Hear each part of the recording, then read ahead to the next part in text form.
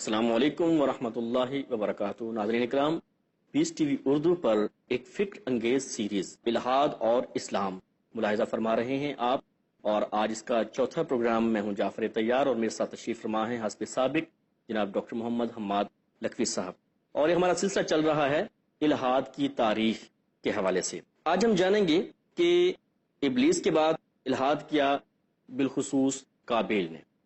اس کے بعد ڈاکٹر صاحب الحاد کے سلسلے کو مزید اور کس قوم نے بڑھایا یا کس نے بڑھایا؟ دیکھیں، اس تاریخی سلسلے میں ہم جب آگے بڑھتے ہیں تو قوم نوح کا الحاد جو ہمارے آج کے پروگرام کا موضوع ہے، قوم نوح۔ تو قوم نوح اصل میں ایک تو ان کا وہ الحاد ہے جو حضرت نوح علیہ السلام کے آنے سے پہلے تھا، اور ایک وہ الحاد ہے جو ہم دیکھتے ہیں حضرت نوح علیہ السلام کی تبلیغ کے دوران کہ 950 سال انہوں نے تبلیغ کی، اور جو رویہ انہوں نے رکھا وہ بھی الحاد پر مبنی تھا۔ تو جب ہم اس الحاد کو دیکھتے ہیں، پھر ظاہر ہے جب ایک بات طے ہو چکی کہ الحاد ہوتا ہی وہ انکار یا وہ نافرمانی ہے جس کے پیچھے کوئی دلیل چھپی ہو، کوئی بنیاد ہو، کوئی فکری کجی ہو، ہمیں پھر یہ دیکھنا پڑتا ہے کہ قوم نوح نے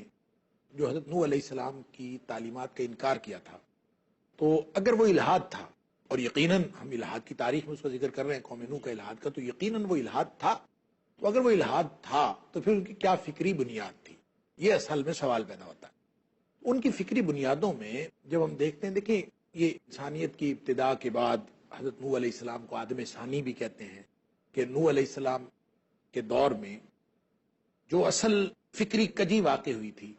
وہ ان کا موت و حیات کا جو تصور تھا، اور خاص طور پہ اس قوم کا، اور خاص طور پہ صلحاء اور انبیاء کے حوالے سے، کہ جتنے انبیاء آئے، جتنے صلحاء آئے، ان کے ساتھ ان کی اٹیچمنٹ بھی فطری بات ہے کہ جو کچھ نہ کچھ لوگ اٹیچ ہو جاتے ہیں۔ تو حضرت نوح علیہ السلام سے قبل جتنے بھی ان کے صالحین یا مصلح یا انبیاء تھے، یا ان کے جو انبیاء تھے، ان کے ساتھ ان کی اٹیچمنٹ تھی، اور یہ ایک تصور ان کے ہاں قائم ہو گیا تھا کہ جو نبی ہوتا ہے یا رسول ہوتا ہے اس کو تو جانا نہیں ہوتا، اس کی موت اور زندگی کا ہماری طرح کا سسٹم نہیں ہونا چاہیے، اور اس کو جو ہے وہ تو ایک گویا انسانیت سے بڑھ کر کوئی چیز ہوتا ہے، تو اس کو مرنا نہیں چاہیے، اس کو ہمیشگی حاصل ہونی چاہیے، یہ ایک تصور تھا۔ دیکھیں یہی تصور ان کے الحاد کی بنیاد بنا۔ اب دیکھیں نبی کریم صلی اللہ علیہ وسلم کی وفات پر جو صورتحال بنی ہے، اور عمر فاروق رضی اللہ تعالیٰ عنہ وہ تلوار لے کے کھڑے ہو گئے،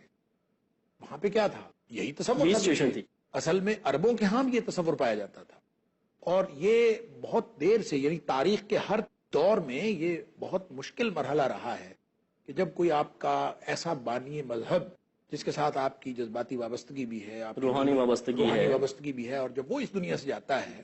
تو اس وقت ایک بہت کڑا وقت ہوتا ہے کہ آپ کو یہ تسلیم کرنا، اور اس کی جدائی جو ہے وہ تسلیم کرنا مشکل، انسان کے عقل و فکر کے لیے کوئی بہت معمولی بات نہیں ہوتی، یہ بہت غیر معمولی بات ہوتی ہے۔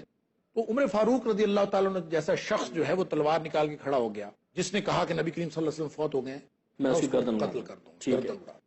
اب وہاں پہ ابوبکر صدیق رضی اللہ تعالیٰ عنہ نے آ کے قرآن پاک کی آیت پڑھی کہ وما محمد الا رسول صلی اللہ علیہ وسلم، وما محمد الا رسول قد خلت من قبلہ الرسل افإن مات او قتل انقلبتم علی اعقابکم، کہ محمد کریم صلی اللہ علیہ وسلم ایک رسول ہی تو تھے، تو رسول جتنے بھی آتے تھے وہ تو چلے جاتے تھے، قد خلت من قبلہ الرسل، رسول آتے اور جاتے رہے، یہ کوئی نئی بات نہیں ہے کہ نبی کریم صلی اللہ علیہ وسلم اس دنیا سے تشریف لے جا رہے۔ تو یہی بات ان کی سمجھ میں نہیں آئی، قوم نوح کی سمجھ میں، اور انہوں نے اپنے صلحاء اور انبیاء کی تصویریں بنا کے رکھ لی، اور ان کا خیال یہ تھا، دیکھیں نا یہ کانسیپٹ ہے، یہاں پہ اگر صدیق اکبر رضی اللہ تعالیٰ عنہ قرآن پیش نہ کرتے اور قرآن اس تصور کا خاتمہ نہ کرتا، تو یہاں پہ بھی کوئی نہ کوئی ایسی صورت پیدا ہونے کا امکان تھا جسے بت پرستی جنم لیتی۔ دیکھیں نا حضرت ابوبکر صدیق رضی اللہ تعالیٰ عنہ کا وہ قول، آپ جو بخاری شریف کے اندر ہے اس کی طرف توجہ دیں، من کان یعبد محمدا فإن محمدا قد مات، کہ تم میں سے جو کوئی محمد کریم صلی اللہ علیہ وسلم کی بندگی کرتا تھا، عبادت کرتا تھا، ان کی اگر کوئی بندگی کرتا، ان کی عبادت کرتا تھا، ان محمدا قد مات، وہ فوت ہو چکے ہیں، تو نبی کریم صلی اللہ علیہ وسلم فوت ہو گئے۔ ومن کان منکم یعبد اللہ تعالی، اللہ اکبر، اور جو کوئی تم میں سے اللہ کی بندگی کرتا تھا، فإنہ حی لا یموت، وہ کبھی فوت نہیں ہوگا، وہ زندہ رہنے والا ہے، قائم رہنے والا ہے اور قائم رکھنے والا ہے، وہ کبھی فوت نہیں ہوگا۔ اصل میں یہ کانسیپٹ تھا جو نوح علیہ السلام کی قوم میں وہ اس کو سنبھال نہیں سکے، اور خاص طور پر یہاں تو صدیق اکبر ہمیں مل جاتے ہیں، اور یہاں پہ صحابہ کرام جو نبی کریم صلی اللہ علیہ وسلم کی تربیت یافتہ ہیں وہ مل جاتے ہیں، وہاں پہ درست رہنمائی بھی موجود کوئی نہیں تھی، اور جو ان کی فکری کجی کو دور کرتی اور اس عملی کجی کو دور کرتی، انہوں نے اپنے صلحاء اور انبیاء کی تصویریں بنا کر رکھ لی، اور جب تصویریں بنا کر رکھیں ابتداءً اچھے مقصد کے ساتھ رکھی، یعنی علامہ ابن کثیر نے اور علامہ طبری نے قوم نوح کی جو ان کی جو بت پرستی ہے اس کی جو ابتدا ہوئی تھی اس کے بارے میں انہوں نے لکھا ہے کہ ابتداءً یہ شوق عبادت کے لیے انہوں نے کیا تھا، شوق عبادت کے لیے،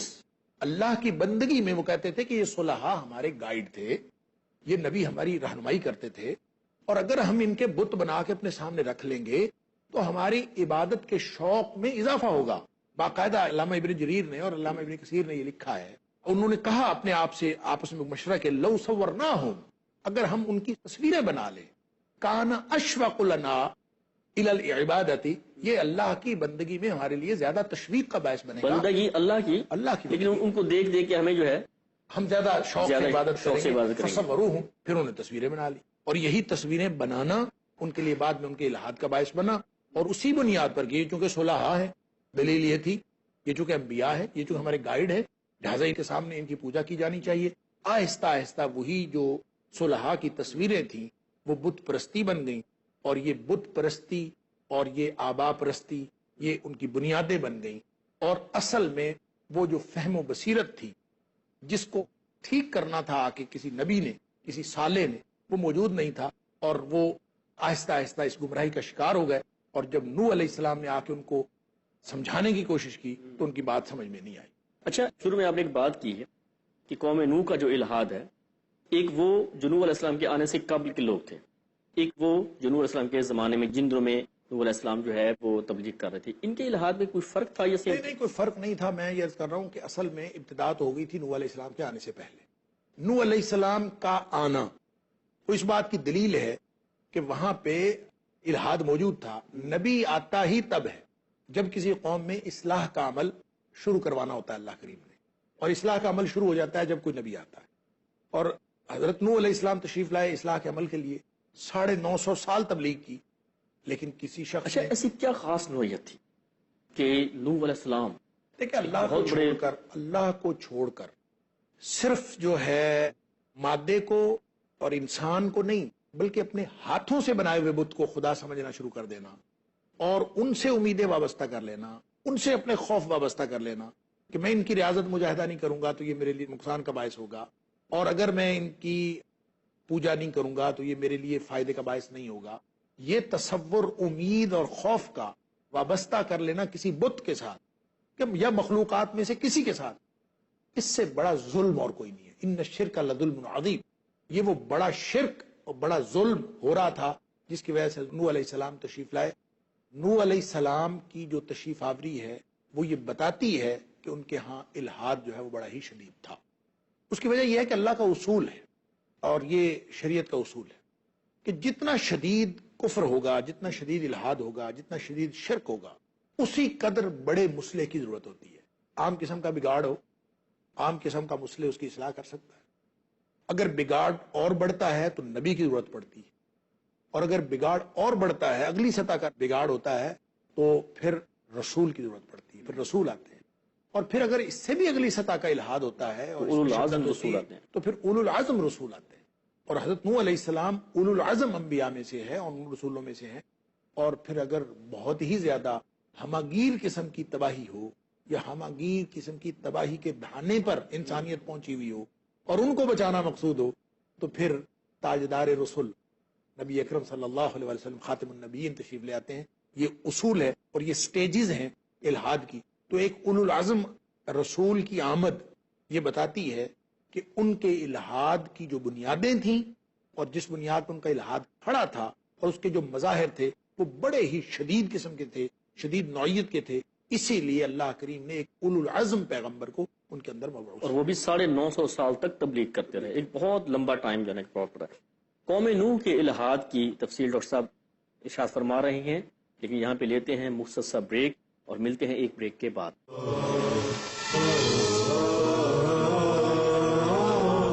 السلام علیکم ورحمۃ اللہ وبرکاتہ. Welcome from the break. اور بات ہو رہی تھی قوم نوح کے الحاد کی اور اس کے مظاہر ارشاد فرما رہے تھے جناب ڈاکٹر محمد حماد لکھوی صاحب. ڈاکٹر صاحب اس کے دیگر مظاہر کیا تھے؟ دیکھیں، نبیوں کی مخالفت یہ تو ہر دور میں ہوتی آئی، اور جو حضرت نوح علیہ السلام کی مخالفت تھی وہ بھی اسی الحاد کا ایک مظہر تھا کہ ان لوگوں نے جس فکری اور عملی کجی کا وہ لوگ شکار ہو گئے تھے، حضرت نوح علیہ السلام کی تبلیغ اس کے اندر رکاوٹ بنتی تھی. لہذا ان لوگوں نے سب سے پہلا کام یہ کیا کہ ہر اعتبار سے حضرت نوح علیہ السلام کی مخالفت کرنی اور کوئی بات ان کی ماننی نہیں ہے. اور ایک دوسرے کو جو کہتے تھے نا کہ یہ نہیں ماننی ان کی بات اور اپنے الہوں کو نہیں چھوڑنا. وقفے سے جانے سے قبل میں عرض کر رہا تھا کہ اتباع امراء اور امیر اور غریب کا جو تفاوت ہے جس قوم میں اور جس معاشرے میں آتا ہے، سب سے پہلی ضرب اس کی شعور و آگہی پر پڑتی ہے اور فہم و بصیرت پر پڑتی ہے. تو فہم و بصیرت پر جب یہ پڑی اور فہم و بصیرت کا خاتمہ ہو گیا، وہ لوگ یہ کہتے تھے حضرت نوح علیہ السلام کو کہ اِنَّا لَنَرَاكَ فِي صَفَاحَةٍ،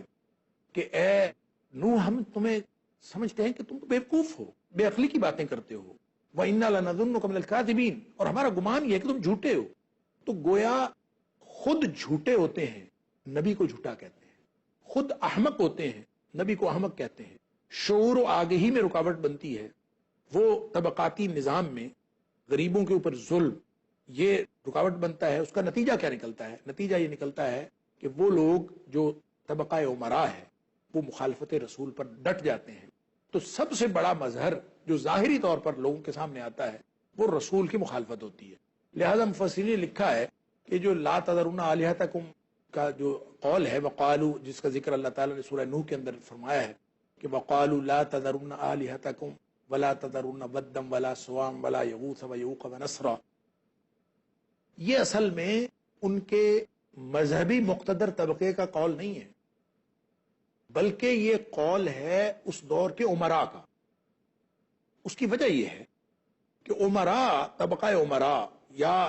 جدید دور میں آپ جاگیردار کہہ رہے ہیں، یہ جو بڑے وڈیرے ہوتے ہیں جنہوں نے انسانیت کو غلام بنایا ہوتا ہے، ان کا مفاد اس میں ہوتا ہے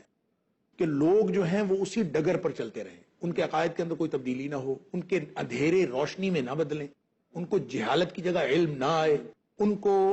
بے وقوفی کی جگہ عقل مندی ان کو نہ نصیب ہو، شعور و آگہی نہ آئے، اس میں رکاوٹ پیدا کرنا، یہ بنیادی مقصد ہوتا ہے. اور یہ آج بھی جاری ہے، یہ ہمیشہ ہر دور میں رہا ہے. اور یہ اصل میں بدترین قسم کا الحاد ہے کہ جو شعور و آگہی میں بھی رکاوٹ بنتا ہے، اور اس کی بنیاد بھی یہی ہے کہ طبقاتی تقسیم کی وجہ سے. اور جس معاشرے کے اندر غریبوں کا خون چوسا جاتا ہے اس میں پھر شعور و آگہی میں رکاوٹیں کھڑی کرنے کے لیے جو خود شعور و آگہی سے عاری لوگ ہوتے ہیں وہ پھر اپنی رعایا کے سامنے بھی رکاوٹیں کھڑی کرتے ہیں. اور یہی قوم نوح میں ہوا کہ ان لوگوں نے ان کو اسی بات پہ لگائے رکھا کہ جن کی تم پوجا کر رہے ہو کرتے رہو تاکہ ان کا شعور نہ پہنچے. نوح علیہ السلام کی بات نہیں ماننی، بتوں کو پوجتے رہو، یہ کام کرتے رہو، مورتیوں کو پوجتے رہو، جو تم نے خود ساختہ بت بنائے انہی کو پوجتے رہو. نوح علیہ السلام کی بات نہیں ماننی. کیوں؟ نوح علیہ السلام کی بات مانیں گے تو وہ جو ظلمات ہیں وہ نور میں بدلیں گے، وہ جہالت جو ہے وہ علم میں بدلے گی، کہیں سے روشنی پھوٹے گی، اندھیرا ختم ہوگا، اسلام آئے گا الحاد کی جگہ پر. یہ خطرہ تھا. لہذا وہ شعور و آگہی میں رکاوٹ بنے اور اصل میں جو اللہ کے نبی حضرت نوح علیہ السلام تھے ان کی انہوں نے مخالفت کی. ڈاکٹر صاحب قوم نوح کے الحاد کے جو مظاہر آپ فرما رہے ہیں تو عالمگیر ہیں، ہماگیر ہیں، اس کے کیا اثرات پڑتے ہیں معاشرے پہ یہ عالمگیر؟ اصل میں بات یہ ہے کہ جب آپ بات کرتے ہیں نا کہ کوئی چیز عالمگیر ہے یا ہماگیر ہے تو اس کا مطلب یہ ہوتا ہے کہ ہر طرف اس کے اثرات یا ہر طرف جو ہے وہ الحاد ظاہر ہو رہا ہے، یا یوں کہہ لیجئے کہ گمراہی ہی گمراہی ہے. اس کی وجہ یہ ہے کہ جب کسی قوم کا شعور بگڑتا ہے تو ظاہر ہے اس کے شعور اور فکر پر جب ضرب پڑتی ہے تو اس کا نتیجہ کردار کے بگاڑ کی صورت میں نکلتا ہے. انفرادی کردار بگڑتا ہے تو پھر اجتماعی کردار بگڑتا ہے، اور جب اجتماعی کردار بگڑتا ہے تو پھر یوں سمجھ لیجئے کہ ایک پوری عالمگیر قسم کی تباہی آ جاتی ہے کردار کی، اور ایک بگاڑ بھی عالمگیر اور ہماگیر ہو جاتا ہے. اس کا ذکر قرآن پاک میں اللہ تعالیٰ نے یوں کیا ہے کہ وَقَدْ أَضَلُّوا كَثِيرًا وَلَا تَزِدِ الظَّالِمِينَ إِلَّا ضَلَالًا، کہ انہوں نے بہت ساری دنیا کو گمراہ کر دیا تھا. وہ جو ان کے امراء تھے نا، جنہوں نے حضرت نوح علیہ السلام کو کہا تھا کہ ہمیں تم نعوذ باللہ من ذالک بے وقوف نظر آتے ہو اور ہمیں حماقت نظر آتی ہے، انا لنراک فی صفاحت، ہمیں آپ حماقت میں نظر آتے ہیں، بے وقوفی میں، تو ان لوگوں نے وہ ارد گرد اپنی عوام کو اس قدر گمراہ کر دیا تھا کہ ساری دنیا گمراہی کے اس اتھا گہرائیوں میں گر گئی تھی، ایک عالمگیر قسم کی تباہی آ گئی تھی، کردار میں، ان کی معاشرت میں، ان کی سیاست میں، ان کی معیشت میں، ہر چیز بگڑ گئی تھی۔ اس بگاڑ کو یعنی گمراہی ہی گمراہی تھی، تو ظاہر ہے کہ آپ یوں کہہ سکتے ہیں کہ کوئی ایک حصہ نہیں تھا کہ آپ کہیں کہ بس یہ مظاہر تھے، بلکہ ہر طرف گمراہی کے اور الحاد کے مظاہر نظر آتے تھے۔ ایک بہت ہی خطرناک صورتحال سچویشن جب نوح علیہ السلام تشریف لے کے آئے، 950 سال تک تبلیغ کرتے رہے، اس 950 سالہ تبلیغ کا کیا فائدہ ہوا؟ کچھ بتا سکتے کتنے کے افراد تھے جو ان کے ساتھ، جو ان کے مطابق ہوئے؟ نہیں، وہ مفسرین نے مختلف تعداد لکھی ہے، بعض لوگوں نے لکھا ہے صرف 80 افراد تھے حضرت نوح علیہ السلام کے ساتھ، اور نوح علیہ السلام کی جو 950 سال تبلیغ کا ذکر ملتا ہے اس سے یہ تاثر ملتا ہے کہ شاید اس دور میں لوگوں کی عمریں ہی اتنی تھیں اور انہوں نے کسی ایک نسل کو تبلیغ کی ہوگی اور لوگوں نے نہیں مانا تو انہوں نے پھر اللہ تعالیٰ سے دعا کر دی، تو ایسا نہیں ہوا، بلکہ قرآن کے بیان سے لگتا ہے کہ نوح علیہ السلام نے ان کی نسلیں دیکھی تھی، کئی نسلیں دیکھ چکے تھے، اور نیا جو پیدا ہونے والا بچہ ہے وہ بھی کافر پیدا ہوتا تھا، اس لیے نوح علیہ السلام کا شکوہ موجود ہے سورہ نوح کے اندر۔ اللہ کریم نے فرمایا ہے کہ لا یلدو الا فاجرا کفارا، کہ اللہ اگر اس میں نیا جو پیدا ہوتا ہے نا وہ بھی کافر ہی پیدا ہوتا ہے، اس کا مطلب ہے آپ نے کئی نسلیں ان کی دیکھی تھیں اور اس کے بعد آپ اس نتیجے پہ پہنچے تھے کہ یہ لوگ جو ہیں وہ کسی طور بچنے والے نہیں ہیں اور یہ راہ راست پر آنے والے نہیں ہیں۔ محض 80 افراد، بعض مفسرین نے لکھا ہے زیادہ تر لوگوں کے 80 افراد تھے جو نوح علیہ السلام کے ساتھ ایمان لائے اور پھر وہ اس کشتی میں سوار ہو گئے جو تباہی و بربادی لے کے آنے والا طوفان جو تھا اس سے بچنے کے لیے جو واحد ذریعہ وہ کشتی تھی، تو اللہ کریم نے نوح علیہ السلام کو حکم دیا تھا کہ بناؤ، تو اس میں صرف جو ہے وہ 80 افراد شامل ہوئے۔ ان کے الحاد کا جو ہے وہ نتیجہ کیا نکلا؟ دیکھیں بات یہ ہے کہ جیسے میں نے پہلے عرض کیا تھا کہ جس شدت کا الحاد ہوگا اتنا بڑا مسئلہ آئے گا، اور جب اس شدت کے الحاد کے اوپر لوگ ڈٹے رہیں گے تو پھر اسی شدت کا عذاب آئے گا۔ ایک عالمگیر تباہی آئی، اللہ اکبر۔ اللہ تعالیٰ قرآن میں کہتا ہے کہ حضرت نوح علیہ السلام نے خود اللہ تعالیٰ سے یہ دعا کی تھی، حالانکہ نبی جو آتے ہیں وہ اصلاح کے لیے آتے ہیں، نبی لوگوں کو جہنم سے بچا کر جنت میں لے جانے والا بنانے کے لیے آتے ہیں، لیکن حضرت نوح علیہ السلام گویا اس قدر مایوس ہوئے تھے ان سے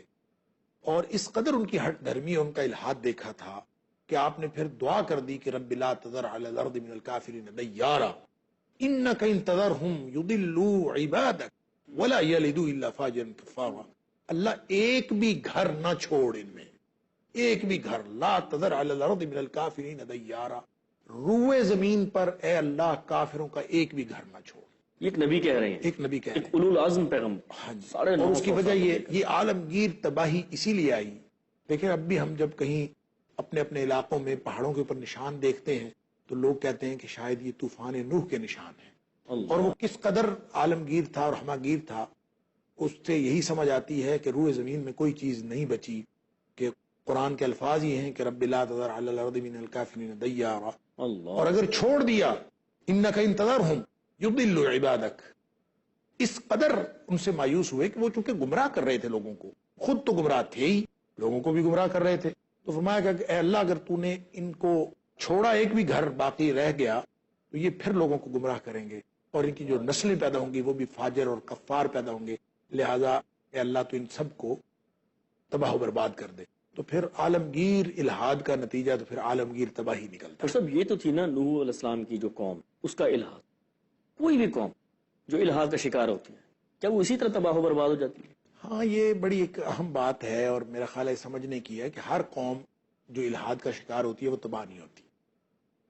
بلکہ قرآن کا فلسفہ تاریخ ہے کہ جب قومیں اس قدر بگاڑ کا شکار ہوتی ہیں کہ ان کا وہ الحاد یعنی فکری کجی، عمل کی کجی بنے اور پھر وہ ہمہ جہت ہو جائے اور ہر طرف پھیل جائے، تو دو میں سے ایک نتیجہ نکلتا ہے۔ قرآن کا فلسفہ تاریخ یہی ہے، ایک نتیجہ تو یہ نکلتا ہے کہ قوموں کی واپسی ہو جاتی ہے، جیسے اللہ تعالیٰ نے فرمایا کہ نبی کریم صلی اللہ علیہ وسلم تشریف لائے، وَكُنْتُمْ عَلَى شَفَا حُفْرَةٍ مِّنَ النَّارِ فَأَنْقَذَكُم مِّنْهَا، اور تم آگ کے گڑھے کے کنارے پہنچ چکے تھے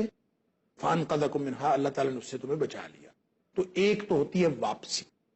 اور دوسرا ہوتا ہے تباہی و بربادی۔ جس قوم کی واپسی نہیں ہوتی اس کی پھر تباہی و بربادی ہو جاتی ہے۔ اور یہ دونوں کام، چاہے کسی قوم کی تباہی و بربادی ہونی ہو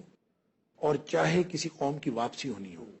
یہ بات ذہن میں رکھنے کی ہے کہ قرآن کے فلسفہ تاریخ سے یہی بات سمجھ میں آتی ہے کہ یہ ایک دن میں نہیں ہوتا، یہ دہائیاں لگتی ہیں اس پہ، کہ واپسی ہو تو بھی دہائیاں لگتی ہیں،